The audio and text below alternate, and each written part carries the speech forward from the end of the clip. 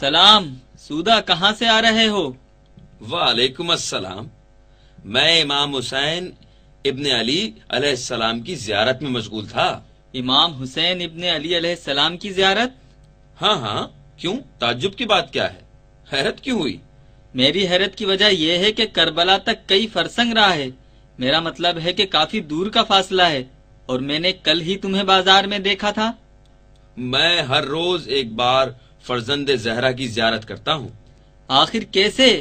کہیں ایسا تو نہیں کہ تم اس مقام اور مرتبے پر پہنچ گئے ہو کہ طی العرض کرتے ہو؟ طی العرض؟ ارے نہیں، یہ ایک لمبی داستان ہے، آؤ میں تمہیں بتاؤں۔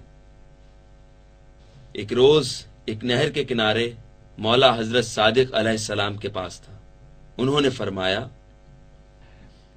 اے سودا، کیا تم میرے جد حسین ابن علی کی قبر مبارک کی ہر روز زیارت کرتے ہو؟ نہیں یابن رسول اللہ۔ کیسے جفاکار ہو تم! کیا ہر جمعے کو ان حضرت کی زیارت کرتے ہو؟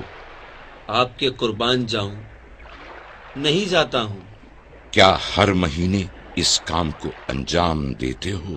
آپ پر فدا ہو جاؤں، مجھے افسوس ہے کہ اب تک اس کی توفیق نہ ہوئی۔ کیا ہر سال ایک بار ہی ہوا ہو کہ میرے جد مبارک مظلوم حسین کی زیارت کرتے ہو؟ یابن رسول اللہ، بعض سالوں میں کامیاب ہوا ہوں کہ زیارت حرم امام حسین علیہ السلام کے لیے جاؤں، لیکن ہر سال نہیں۔ کس قدر تم نے حسین پر ستم کیا! کیا نہیں جانتے کہ ہزاروں فرشتے پریشان حال، غمزدہ اور نوحہ کناں ان حضرت کی زیارت کرتے ہیں اور ایک لحظہ کے لیے بھی سستی نہیں کرتے؟ اے سودا، تمہیں بھی چاہیے کہ قبر حسین کی ہر روز ایک مرتبہ اور ہر جمعے 5 بار زیارت کرو۔ آپ کے قربان جاؤں، میرے گھر اور حرم مطہر کے درمیان فاصلہ بہت زیادہ ہے۔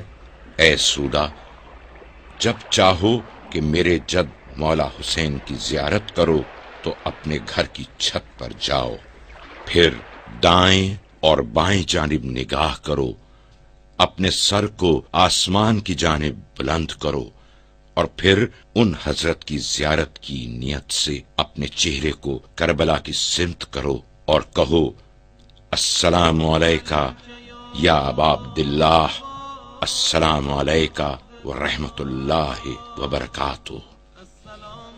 اس صورت میں تم نے امام حسین کی زیارت کر لی ہے اور ایک حج اور ایک عمرے کے برابر ثواب حاصل کر لیا ہے۔